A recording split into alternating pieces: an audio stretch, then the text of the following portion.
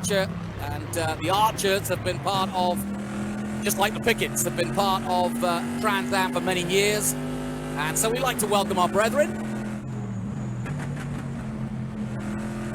This is good racing. Look at how close this racing is between the third and like the seventh place. You could throw a blanket on these guys, Jonathan. Yeah, Merrill's currently 6th. He's got Archer in front of him. Then Francis just up the road from him. For those of you familiar with Trans Am, look out for Ernie Francis's 98 because he's gone away from the light blue and the white that he had with his Breathless team, and he's gone for a much darker, grayer color. And of course, he's got that one sad sponsorship. Moment there for Lawrence. I think he just went slightly wide there, but he's gathered it all back together as we look back down the back straight, coming out of 7 and down towards 8 and 9, which are really just flat out. You can see it's a slight jink, but it's a long run all the way down to turn 10, and then this final right-hand corner in 4th gear, I may add. And I've seen, I can't think of who it was, but it might have been Mark Miller, who had a problem here a couple of years ago. We're hoping that Mark, our current TA2 champion, will be back in the championship at the next round. He's been sent to him. He's a big sim guy, and he could shake things up because it looks as though we're starting to get a pattern, Ben, of Hurley, Casera, and a sort of a nominal few who are all very good at sim racing. Yeah, and I think we just had a pass. Thomas Merrill passed Dylan Archer, and it looks like Dylan Archer's trying to get it right back going into turn 6 here. Yeah, and like we said, we've got a variance of rigs out there. Some guys going quite simple. Boris said was claiming that he only had a $300 setup, and I know that likes of Borchetta and a few others have some pretty dinky stuff, and I was getting some pictures of some of them, and we're on board with Thomas Merrill as he attacks. Excuse me, we're on board with Archer as he stays with Merrill. He's going to try to have an overtake, but that was a good cover off by Merrill. You've got to leave your braking really late into 10 and try to close the door, but you've got to be careful because the right line is to be on the right-hand side of the circuit as you turn in, but that leaves the door open by proxy. We go on board with Cameron Lawrence, certainly one of the pre-season favorites, and I'd say pre-season because we did have a practice race at Lime Rock, which was the weekend dominated by this man Lawrence. Yeah, and I've gotten word, Jonathan, that it was actually Lawrence that had that spin there at turn 4 into the walls. I'm not sure if there was contact, but that's why he's back at 14th trying to fight his way up, but I'm sure he's got damage, making it harder for him to drive. Yeah, just I'm glad you brought that up because we do have damage on the cars, and what we mean by that in the game is that the cars will not be stopped. There's no need to take pit stops. You'll see the damage visually, but when you have damage, when there has been contact, that can lead to two things. One, you may be adjudged to get a penalty and a weight penalty for the following weekend. But the other thing is it will actually slow your top speed down, which here at Road Atlanta will make a difference, especially out of this turn 7 and down to the long run towards 8, 9, and 10. RJ Lopez doing a handy job. Up to 6th place now, RJ. Really impressive. Didn't show that well in the first weekend, but the man from Val Harbor, Florida, with Republica Racing. Well, that's been a trend, Jonathan, that we're seeing, that Hurley, Casera, Francis, Merrill, Racino, JP Southern, Savajan, they've been with us from the beginning. But as the people like RJ Lopez come in, it takes a little while to catch up to these drivers. But then, you know, based on how much practice they get through the week, they can get really fast, really quick. And we've seen some huge improvements in the driving and the racing in these sim races. Yeah, we're looking at Adrian Lostowski, who is an SGT entry with Fast Auto, Hawk Performance, and Forge Line wheels. I'm surprised when we started this sim, he was all over it, helping people out, getting set up. And I thought he was going to be the dark horse, so to speak. Yeah, I agree. I thought he was too. And he is still helping everybody out. But I think what's happening is he's helped everybody out a little bit too much, and maybe he wasn't able to practice as much. Getting down to the halfway point in this race as we go on board now with Tyler Casera, the man in 2nd place. And one thing that will be a factor here is traffic. He's got the leader in front of him. It's just 0.6 between them. but the traffic you can see ahead. Hurley is now getting into traffic, and Casera just went quickest, 119.8, and that was 0.4 quicker than Hurley, so Hurley has got the hurry up. He'll have seen that lap time, and he's going to be, and they can see them diving through the traffic now at one of the toughest places on the course, and it's going to get a bit hurly-burly at the moment, because it's getting interesting now as we come into traffic at the halfway point. Yeah, this is my favorite part of the track here, coming out of 5, going into 6 and 7. These are very deceptive turns. Turn 6 has a different radius than turn 7. They look the same from in-car, but they're totally different. And then this turn right here that we're on board with Casera makes all the difference in getting the speed coming down this long straight, up the hill, then down the hill into the passing zone of 10A, 10B. Yeah, you're absolutely right. Getting out of 7 is the key corner, I think, at Road Atlanta, because you've got to give it full gas, but you can't go too wide. Get a wheel on the grass there, and you lose all the impetus down to this point here, which is turn 10, which then takes you back up the hill, under the bridge, and finishes the lap.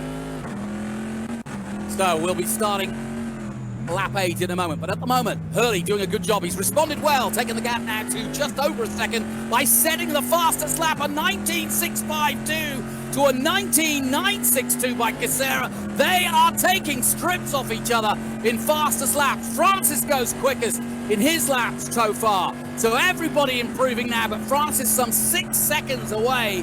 Ernie Francis Jr. in 3rd place, but we've got an battle between our 2 championship contenders early on in this E-Series, Josh Hurley and Tyler Casera, and it's still going on here on the 8th lap. Now the question is, we go back to Stretch, who is currently just behind Merrill in 5th place, and now back with a number 3 just ahead, and that is Hurley. And look, there is nothing between them, but where will he go, Ben? Where's he going to make his overtake? Into 10? I think he has to. He's maybe going to try to dive, but you want to dive bomb. That's not where you want to be going into 10A. You want to be on the left side of the car, but maybe he can outbrake him.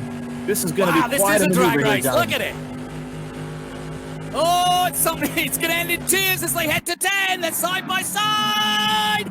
Oh, and Casera just squeezes through. Nicely done, but back comes Josh Hurley. They're side by side again under the bridge, and Hurley takes the lead.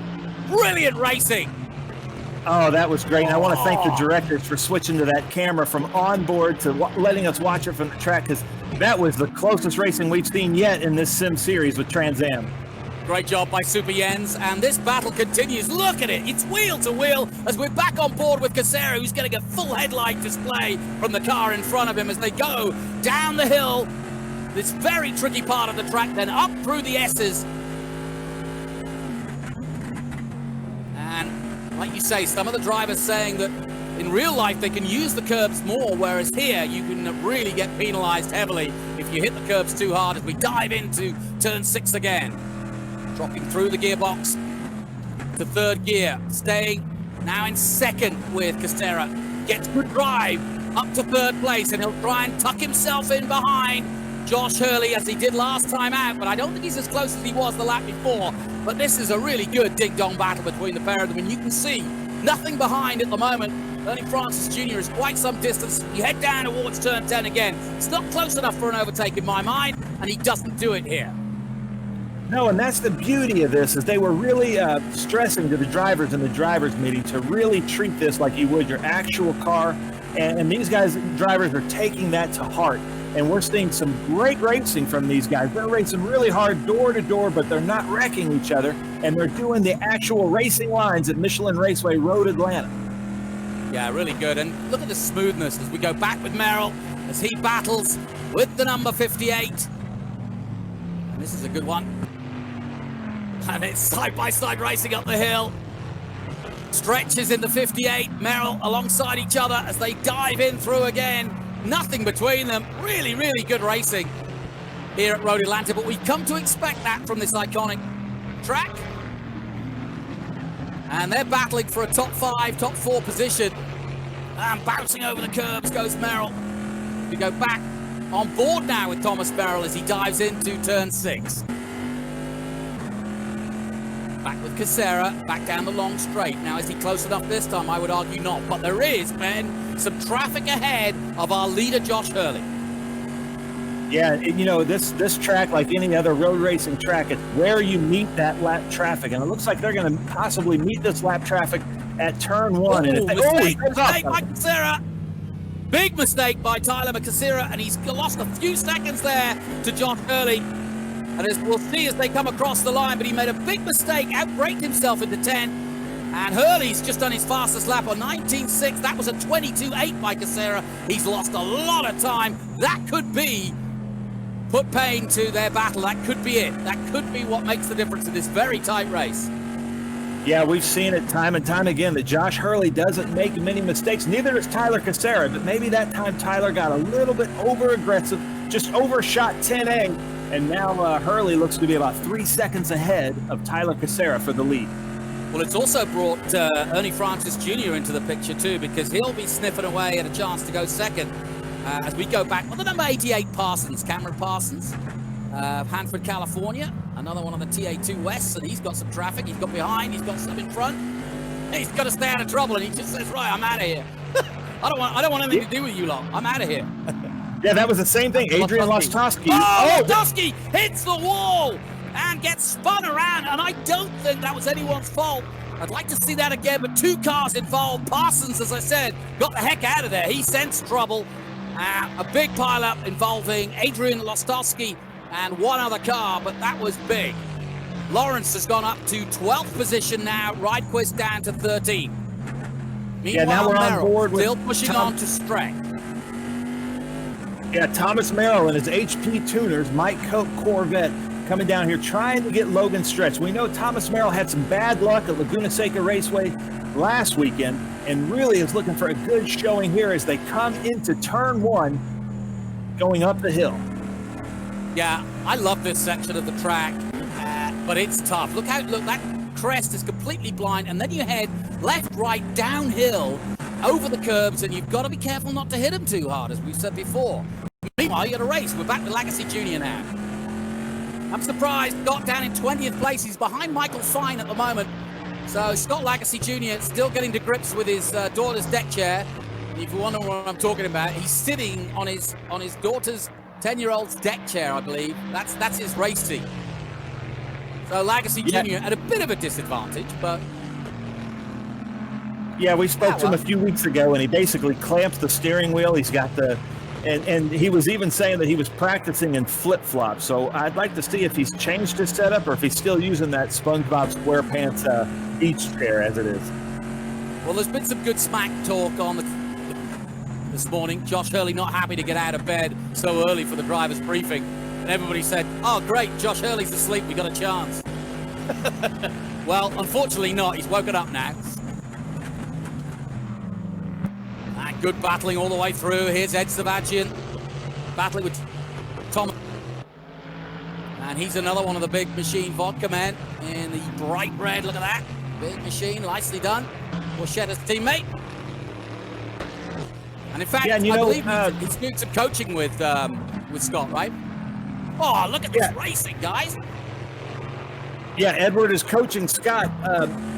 They look at each other's videos after these races and practices, but you know, Edward Savagian and JP Southern, they both race in TA2 in the same class in real life, and I think they're going to have a rivalry now when they get to the track, because this is 2 weeks in a row that these guys have gone head-to-head for lap after lap. Yeah, no kidding. And as you say, JP Southern also a former single-seater man, and he is in Trans Am. He came into the series at Daytona last year. Boy, as they go through 6. Well, that's teammates right there. That's Scott Borchetta in front of him. Ah, brilliant. So he's got to be careful there. He doesn't want to take his teammate out, that's for sure. So he'll try and slingshot past Borchetta and try to get on level terms with JP Southern. Time running out, though, now in our esports race 3 of the series, and the first of 2 here at Road Atlanta. We'll do a reverse top 10, and at the moment that means that Wood, the number 34, Jeff Wood from Athens, Ohio, could well be starting on the front row if it finishes this way. We go back to 12th place Lopez, who's got a chance of maybe just sneaking through and maybe having a go at Lawrence in the three-dimensional car before the end of the race. Those distinct three-dimensional colors of Doug Peterson, really nice. They've done a great job on the liveries over the week, has the game. And our thanks once again to Torque Motorsports and UMG. And if you well, Jonathan, if you see it, Lawrence right now is 11th. And if you've been following along, he's usually always fast. So that might be the place he wants to be at the end of this race, knowing he can't catch up, but he's going to be starting in the first row of the second race. Well, Hurley's got some traffic ahead of him as he dives down into the dip and down towards 10, but he's now eked out a 4.5-second lead over Casera, who made a mistake right here last time out, or a couple of laps ago, I should say. And the traffic, it looks, will be getting out of the way as Hurley comes towards the line. Oh, I say they're getting out of the way. There's a big smash there. 2 cars involved. And this now the final lap, and that was a big moment for Josh Hurley because he saw that unfold right in front of him as they went down the main straight, and he was lucky not to be embroiled in that. But this has been plain sailing for Josh Hurley. Josh Hurley of Jetco Racing, McAleese and Associates, a famous name here in Trans Am. But Hurley's going to increase his lead in the championship after this first race. To do it again in race 2 is going to be a big ask because he's going to have to start pretty much midfield. But so far, he hasn't put a foot wrong. And really, the defining moment of this race, Casera was closing in on him, and he just made one mistake at turn 10, outbraked himself, lost the time, and he's not been able to bring it back. Francis Jr. has closed down in 3rd place, but he'll stay there. Stretch at the moment has won the battle between himself and Merrill, and Racino up to the top 6 now as we come down the back straight for the final time then. Yeah, I love these turns right here. This is where Hurley's just saying, hit all your marks, hit the brakes, don't worry about passing this lap traffic. We've got time as we come down the hill to a corner that's just always really tough. Right here, the car gets light, and then the car compresses here as he takes the checkered flag. Yes, and it's going to be Hurricane Hurley who blows into Atlanta and blows the field away. Josh Hurley, our championship leader, wins the first race here at Michelin Road Atlanta. Casera will take 2nd place. Francis Jr. holding on desperately for 3rd. Stretch and Merrill. Whoa, more action here. There was the 21 of Boris Said. And Southern getting into fisticuffs right at the end there. I think Boris Said actually was being lapped at the time. And, we got all sorts of drama. That's the 3rd time we've seen Laskowski lose it at that last turn. He's had an eventful day. There's somebody in the pits as well. That's Nerbauer. So lots of drama. There's Ken Vaccaro. We haven't spoken much about Ken, one of our new boys. Good to have him on board. A new B2 Trans Am, as is JP Southern. And those two have raced each other in single-seaters before now, back in Formula 4 and Formula 3. And the 88 of Parsons coming to finish his race down in 17th position. Just ahead of Michael Fine. Bernlauer in 19th place, and Scott Legacy Jr. rounding out the top 20. But it's another victory and a march forward for Josh Hurley. He's been the man to beat so far in the early stages of this championship. And he's done it again in style as everybody starts to file into the pits. Bernlauer just coming to the checkered flag, quite some way back. He will finish 19th. There's Legacy Jr., he'll finish and pull into the pits. So then, first race from Road Atlanta, and it's Josh Hurley with another win. 2 seconds, 2.5 seconds ahead of Casera. Early Francis Jr. on the podium again ahead of Logan Stretch, then Thomas Merrill, Racino in 6th place, Southern, Savagin, Archer, Lawrence, Wood, Lopez, Reichwitz, Vaccaro 14th, Eben 15th, Ricardo Jr., Parsons, Fine, Bronlower, Legacy Jr., Barkow, Rostowski, who was in the wars for sure, Boschetta, Aponte, Rios, Abate, Winston, Norbar, Said, Cliff White, and John Atwell in 30th position. That's how race 1 panned out. We have a reverse top 10 for race 2. Join us from Braselton at Road Atlanta after this break.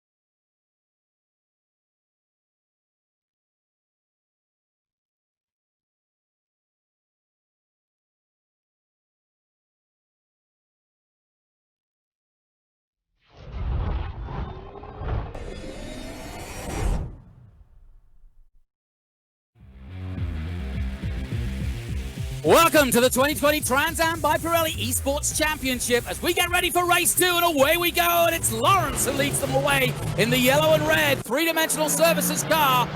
Cameron Lawrence, one of the pre-season favorites, leads the field here, and it's Lawrence, Savagian, Archer. Savagian's gained a spot, so has Archer. Southern drops down a little bit.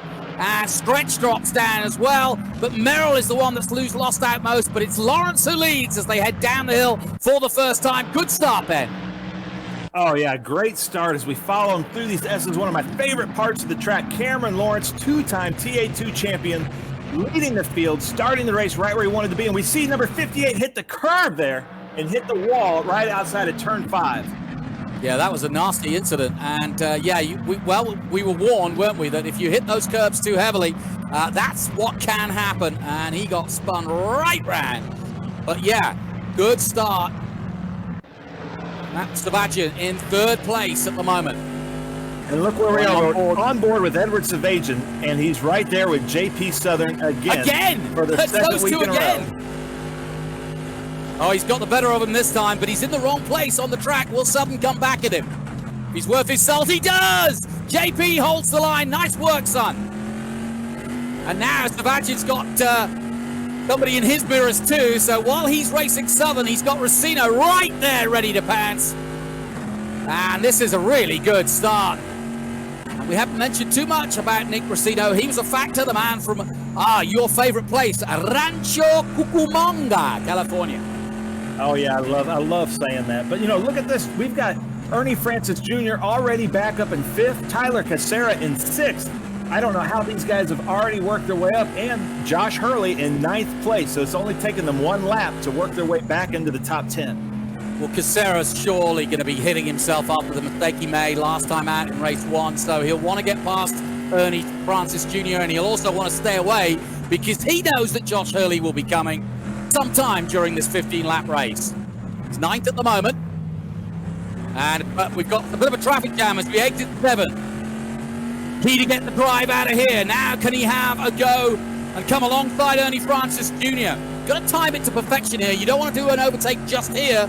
You want to wait a little bit, wait till you get over the crest of 9, and then pounce. And that's where we are coming up to now, and that's exactly what Casera is trying to do, and that's that's textbook. Nicely done. You can't fight against that. That's brilliant stuff. And I say that, and Francis almost comes back at him up the hill. But that was a really nice overtake. Yeah, it was. And, Ernie Francis is one of our smartest drivers. He's won 6 championships, and that's not by mistake. He knows it's early in the race. He gives them the corner and lives to fight another day. Yeah. I've been asked about actual Trans Am racing and what's so good about it. I had a long conversation with Mark Miller, and, it's the power on a small circuit like Road Atlanta like this. You've got way more power than you need. You've got none of the trickery, as you were, of a Petit Le Mans for sports car IMSA racing, where you've got the traction control and the brake bias and everything else. This is pure racing. It's muscle car racing at its finest. It's been that way for 54 years, and I hope it doesn't change for another 54 years. Yeah, I love it. It's like Dorsey Schrader says, it's racing an 850-plus horsepower go-kart. There's no driver aids, no driver assist. It's very limited technology, but you've got 850 horsepower trying to put that down to the rear wheels and keep grip. And that's tough at Michelin Raceway Road Atlanta. Yeah, no question. Hurley up to 8th place now. He's got ahead of Archer. He's got Lopez, RJ Lopez in his sights now as we go back with Tyler Casera, who's still dealing with traffic. Oh, Casera makes a move. Nicely done again at 10. And like I said, there are other places to overtake, but that's the classic overtake position and the safest place to overtake. Yeah, and it's also, I think the drivers are used to kind of looking in their mirrors there and knowing they've got a fast driver like Casera or Hurley behind them. And because it's so early, had this been like 3 laps left, Nick Racino may not have given him that position, but Nick wants to finish the race, and we're going to see what he can do now coming down these S's. Yeah, and for those of you tuning in for the first time, especially the sim races, we don't have a lot of... we have a same fuel load for everyone. It's not an issue. Same for tires. They won't wear out per se, so they've turned that off as well. So we just want to, because a lot of these guys aren't sim racers or don't sim race. Some of them coach, some of them race. But we had a a field basically of professional Trans Am drivers, some with a lot of experience in sim racing, some with none at all. So we wanted to make it clean fun, we wanted to make it good racing, and we also wanted to leave the damage so that everybody could get to the end. Obviously, we've got their customized liveries now, so we want to see those. And so really, it is about pure racing. And I quite like the fact that we haven't put all the controls on. Great sound from Ernie Francis Jr., currently in 6th in the 98. They're getting used to those colors of Ernie Francis Jr. But you can see that one South Florida on the car, and his new sponsor for this season, in fact, is One South Florida, Wealth Advisors. They, in fact, do financial advice for athletes and musicians and those in the entertainment world. Sarah, not afraid to use the... No, and Jonathan, this is turning into a great race. And if you would have said, pick the top 10, we've been following this sim series for a while now. I think we would have gotten 8 of these top 10 guys. With Hurley now moved his way all the way into 8th place behind RJ Lopez. This is going to be quite a good race with 10 laps left. Yeah, no question. I'm surprised to see Eben down in 18th place, but then again, he's racing against Ryquist and Parsons, who are pretty handy as we go back with Hurley coming out of 7. Number 3, Josh Hurley, our championship leader. And where Tyler Casero finishes this race will be important for the championship, because he wants to finish as high up as possible so that he doesn't lose too many points to the leader. Yeah, and we're following along now with JP Southern in 2nd place following Cameron Lawrence. There for a while, he was right on his bumper, but he passed lap traffic coming out of 10B as they go into turn 1. And let's see if JP Southern can get Lawrence, but he knows he's got Casera right behind, followed by a train of our top drivers. I know the happiest man in motor racing is JP Southern's dad, because he does all the repairs to JP's cars, does all the work in preparation in the real world. So I'm sure he's just kicking back, having a bud right now, watching his son race. Yeah, and it's quite a good race as they come into turn 5. And can JP Southern, new to TA2, catch a veteran and 2-time champion in TA2 of Cameron Lawrence? Early, up to 7th now. And he's got Savadjian in the Big Machine Vodka car ahead of him as they dive towards turn 6. Hurley reeling him in. Nice and controlled. Yeah, love the sound of these cars. Oh, a little bit of oversteer, but that's where you want to get on the power as early as possible. That may have slowed him down, or it may have just got him the drive he needed, but I don't think he did. He just got a little bit of oversteer there. Power down too early. Ernie Francis Jr. still there in 4th position. There he is. And behind him, Racino in the purple. I love these liveries. Really, really impressed. They've taken a lot of time to get these right, and it's really showing. And this is really important to a championship that, like all motor racing right now, it's not racing in the real world, but we can get our sponsors out there and we can do a good job for them. I was talking to John Claggett. He's really pleased with the uptake. Some plus 50 drivers all interested in taking part in this E-Championship. We hope to go racing at Indianapolis in June. That's the hope. Ooh, damage to Abate's car there. That's Michelle Abate, and she just goes wide, lets that traffic through. She's got wing damage to the rear wing, as Michelle. And that's slowing her down. That's why the battle goes on ahead of her. And oh, Francis Jr. and Casera touch that for a moment as they dive to 7. Racino trying to get past. Good racing. Stewards might have a word, though.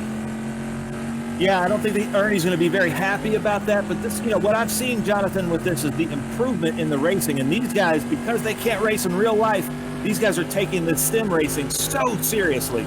Go on, Nick. Oh, and that was good defensive driving from Ernie.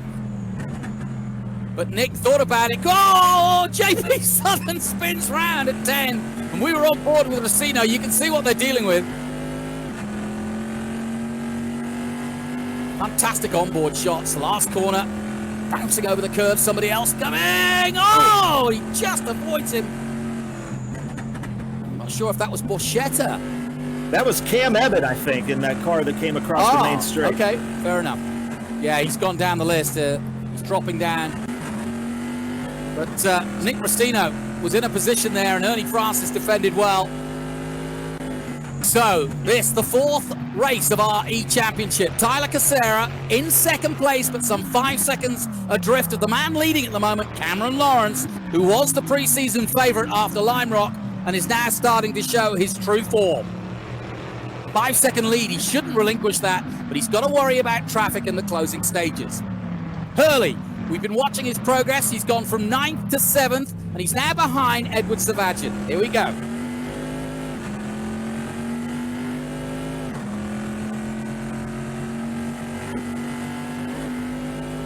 These cars sound so good. It's even drafting Edward Savagin right now as they come down this hill, a long straightaway. They're probably going plus 150 miles an hour. Hard on the brakes. The car starts to compress hard to the left as JP Southern goes wide. JP Southern again. That's the second time in a row. He rejoins ahead, but he might have to relinquish that spot, I think.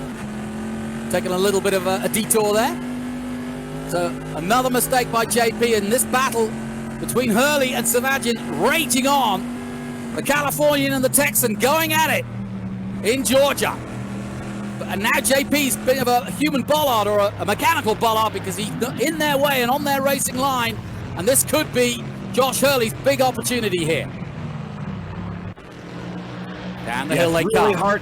It's really hard to pass. It's one lane basically through those S's unless somebody's really slow. But then coming in here into turn 6, there's a good braking zone if they can make it. Yeah, turn 6 is one of those really committed overtakes if you do it. You're very close and you've got to commit. And if somebody's on that inside line, there's really not a chance to do it. The whole thing is to try and get drive out of here. And I think now Hurley's in a good spot. He's got 3 cars ahead of him, including the man he's after, and that, of course, is Savagin in the 38. And Savagin is trying to clear them early to create a little bit of space, but Hurley's wise to it, and he does the same. And I don't think he's going to be close enough as they dive into 10 this time. No, and he isn't. But he's got time, 5 laps to go, 4 after this. And we're now back on sort of lap record pace for our e-racing. 197 by Racino. A little bit of damage by Casera there. I'm wondering if that's slowing him down.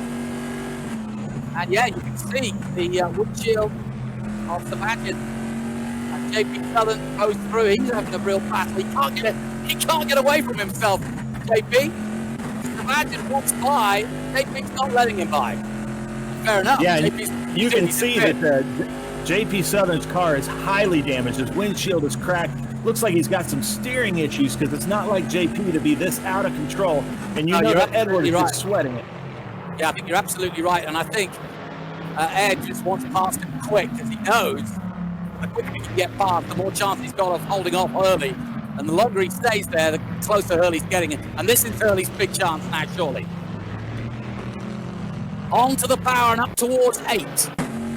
10 laps gone. We go on board with Ed Savagin. He needs to clear JP Southern now, or at least before 10. And here he goes. He'll jig to the outside, but JP's holding him off. Nicely done. And there just isn't room for an overtake there, and he almost touches JP, and they come alongside each other. Oh, Tyler Casera almost joins the 3-way battle now. Casera trying to get past Southern. But that was a great move by Edward Savagin to take JP Southern. Casera trying to come with them. As they dive into turn 1 and back up the hill. Go ahead, Ben. Great strategy also by Edward, because now Casera's going to have a hard time getting past Southern. Southern's been really good at making his car super wide going down these S's, and that might give Edward Savagin a little bit of room to gain on the leaders. You know who I'm most impressed with is Nick Racino, right now in 4th place. He's a West Coast driver. He's probably never driven Road Atlanta, and now he's in 4th place behind our 6-time champion, Ernie Francis Jr. Yeah, you know, I pulled last year's results. The race last year in TA2 was won by Rafa Matos, Mark Miller 2nd, Dylan McAvern 3rd, and it was only about 5 drivers who actually, on this entry list, raced in our series in this race last year. So, yeah, like you say, the West Coast guys doing a good job of getting the Road Atlanta circuit to go back on board. It's Hurley now trying to approach JP Southern, who's proved to be quite a stickler.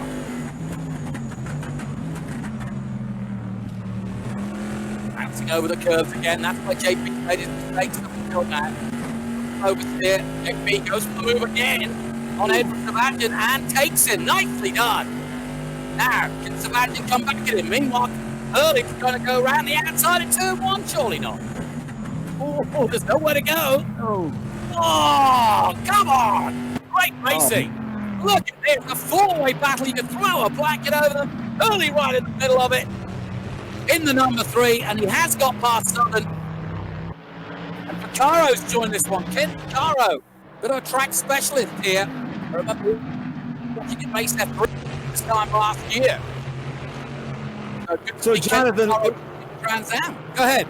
Let me ask you this. What advice would you be giving Josh Hurley right now if you were Jim McAleese on the wall talking to him? Because he's taking a big risk with his points by staying so close to that fight. He could have easily been taken out there at turn 1. Well, yeah, I would just say, hey, man, calm it down. There is $20,000 worth of prize money and the Trigon Trophy to be won. He's in a great position to extend his lead. He's had a bump of 4 races so far. And yeah, if I was a sleep manager, I'd say don't get involved with fights with people like JP Southern because you'll come off worse. But he does make a move this time, and that's an excellent overtake. And now look what's happened. Oh no! Hurley, what on earth? Josh Hurley gets turned around, our championship leader. And Ben, you called that so well. Here I am giving him advice to calm down, and he gets in trouble. Yeah, he should have followed your advice, Jonathan. I guess so. Well, sadly, I don't think he's lost too many spots. He's showing 8th at the moment behind Archer. So it's Lawrence Casera, Francis Jr. And this is big news for Tyler Casera, who is 2nd in the championship at the moment. Here he is. Carbotech sponsored brand and Carbotech Brakes and How Racing Enterprises. And this will be a good result for Sarah. And look, it's only 1.4 seconds now off Lawrence here in the closing stages. And if Lawrence gets into traffic, which he is doing, Sarah's got a chance at this. This isn't over yet, Ben, by any means. Oh, no way. And how Casera's been running, he's so smooth.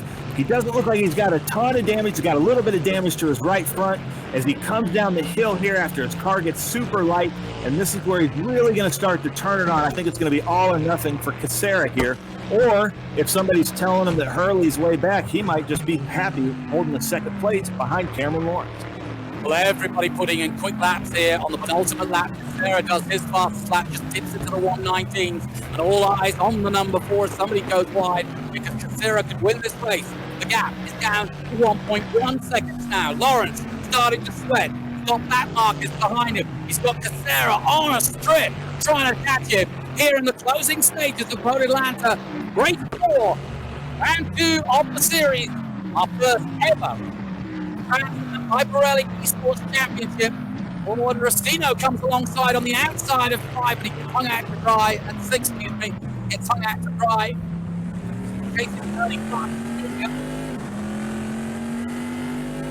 And I would have said Racino's got a chance here of an overtake. Yeah, Nick Racino fighting really hard at Road Atlanta, so far away from home, trying to make a podium on our 6-time champion, Ernie Francis Jr., as they come down the hill into 10A. And the Florida Bullet, though, holding him off in the 98. Nice line from the front. There in 2nd place. And now the final lap. You can see the gap for yourself. A 119.5 on that previous lap has drawn the gap down to 0.7 of a second. We have a race on, folks, here in Atlanta, Georgia. Lawrence holding on, but for how long? Because Casera is coming and coming fast. But where, Ben? Yeah, this gap is closing super fast as they come in here into turn 5 really hard. Casera comes out really wide, hits the curb here, usually on his line, and this may be a passing zone into 6, but I think he's going to wait for 10A. This is a humdinger. Into 6 they go. Nothing between them. Casera and Lawrence looking for his first win. He bounces over the curb for a second. Out of 7 they come for the final time. They're side by side and then drag race down towards 8 and 9. Casera gets the hurry up. Under the bridge they come. Defensive driving from Lawrence, trying to take up the whole road. Casera alongside him, just behind, but he's in the wrong spot for the overtake because Lawrence has got the better line. Down towards 10 they come. Surely this is Lawrence's territory. Unless Casera can slip by and get on the power early up the hill. It's going to be a drag race. Here we go, under the bridge. One more corner to go. Tyler Casera holding on. But it's going to be Lawrence. Cameron Lawrence wins for the three-dimensional Surface V. What a race. That D8 car was on excellent form. Cameron Lawrence does it in style, beating Tyler Casera, who will narrow the gap on Josh Hurley, who in the end finishes 7th. Ernie Francis Jr. picks up another good podium. Racino is 4th. Sebastian had a good race. He was 5th. JP Southern, who was in the wars a little bit, was 6th. Early 7th, Archer Wood Lopez. What a race, Ben. Top 10. Can't grumble at that, can you? Oh, it just keeps getting better with this Trans Am by Pirelli Esports Championship here at Michelin Raceway Road, Atlanta. That was our best race, Jonathan, and I was biting my fingernails there at the end, but Cameron Lawrence barely held on. Yeah, we had 2 great races at Laguna Seca, but that was as good as we've got. The racecraft has massively improved. We're really starting to see the best of these. And as you mentioned, we had a real race at Sebring. Oh, where's the number 70 going? That's Rhett Barkow from Freeport, Illinois, just taking a little bit of a... But we had a real race at Sebring, so these guys have been pent up and locked in their houses, doing the chores, doing the washing up and doing the cooking. They just wanted to go racing, and John Claggett came to their rescue and said, hey boy, let's go e-racing. We're loving it, absolutely loving it. We'll have a bumper meal of barbecue down in Atlanta tonight, and they know how to do their barbecue here in Georgia.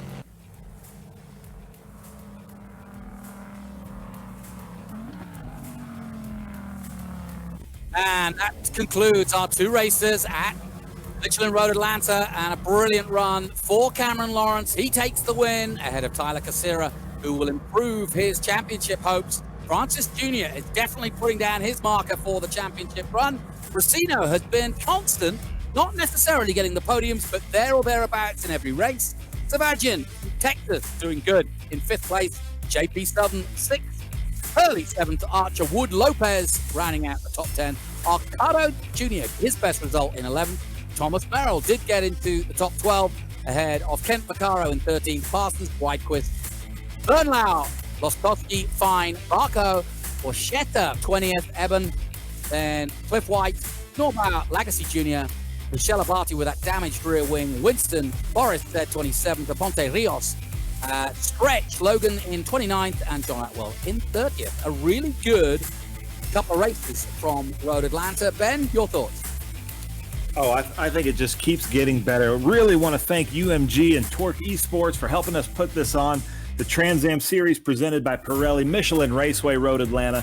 And I think that last race there, the race 4, round 2, was the best race we've seen, and it just keeps getting better, folks. So keep tuning into these races. My thanks to Ben Sissel. I'm Jonathan Green. This has been a really fun weekend. I hope it's distracted you. We, on behalf of Trans Am, say stay safe, stay at home, and keep watching esports. We'll be back from Daytona, we hope, this time next week.